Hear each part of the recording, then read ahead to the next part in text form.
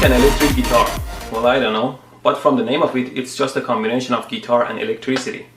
Here's a simple one I made.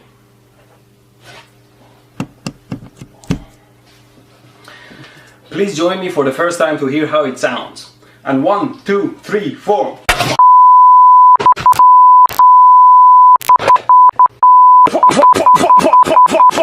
It definitely made me sound like a rock star, although it feels more like an electric chair than a guitar. So for example, if I connect my 12-volt supply here to the primary and charge it and then disconnect it, the voltage of the primary should jump up, creating a huge voltage on the secondary here that should create a spark. Let's try it out.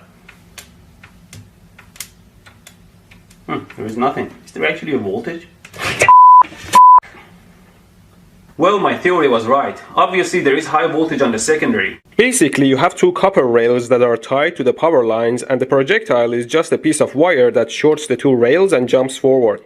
Let me demonstrate. I plug it in, and now the rails are live, so under no circumstances you should touch the rails. Now I put the projectile on. Oh, maybe she dropped the wall adapter in the water, completely submerged it, and then plugged it in. Ow! So I guess this is pretty dead. See, soapy water is much more conductive than regular water. It shorts everything together. And let's charge the car battery with these. Now I have to wait till... Remember, to charge a battery with another, you have to connect the positive to positive and negative to negative. Otherwise, you will short the battery. I've made my simple circuit here and I attach it to the primary. And I'm using my 12-volt drill battery as the source. Let's try it out.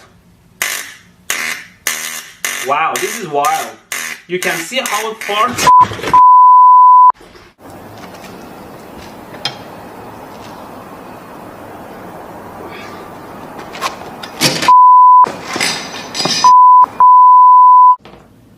Okay. Slippery. I could take it off. Ow! Maybe that's it. I tried to pull out the wall adapter with my soapy hands and they slipped. So I tried to shove my fingers under the wall adapter and they touched the exposed contacts. I made it look more like a taser by gluing these nails to it. Let's look at it spark now.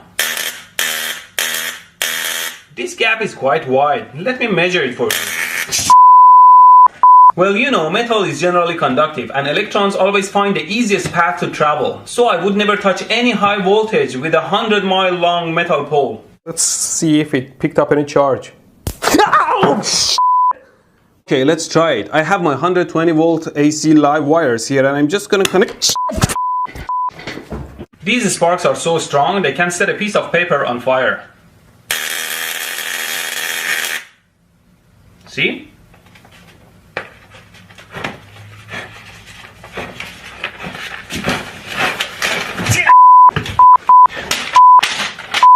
Always be careful when you set things on fire at home. Handling live loose wires like this is quite dangerous. So I tied one side to the filament and I'm going to carefully touch the other side of the filament. As you can see on the scope, the output voltage is around 170 volts. Now I like to use my 100 ohm resistor and connect it to the output to see how the waveform changes.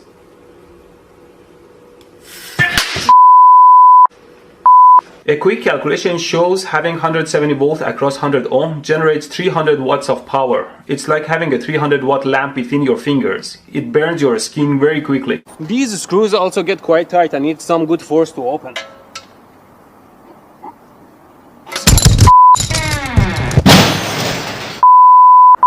Oh my god, I just hit and released the jack accidentally and the car fell over.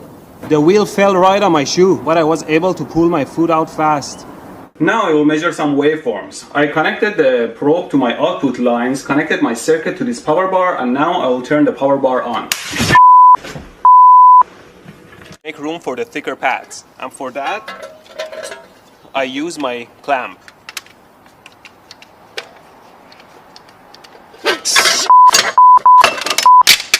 Never put your fingers in a clamp. Shame. See, the projectile is conductive, so touching the rails with it is like touching live wires.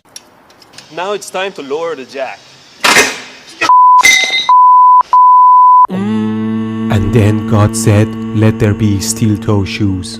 The car is very heavy. Let's measure the current too. It's not making a good contact. This is bullshit.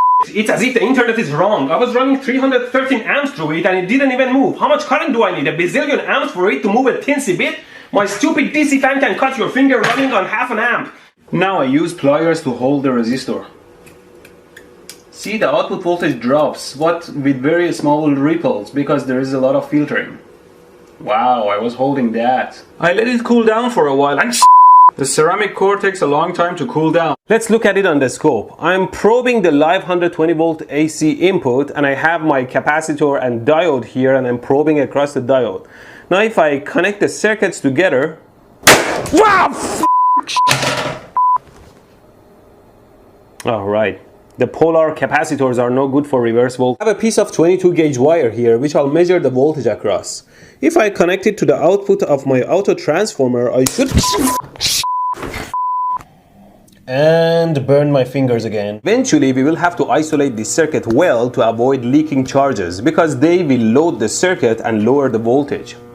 The series... Damn it.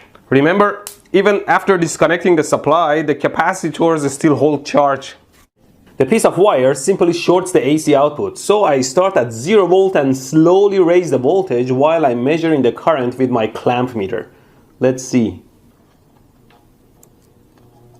Oh, to measure the current accurately, you need a relatively accurate shunt resistor. For example, here I have a 105% resistor and I'm going to run 2 amp through it and measure the voltage across it. See, now the voltage reading here is actually showing that there is 1.8 amp running through it. It's burning now.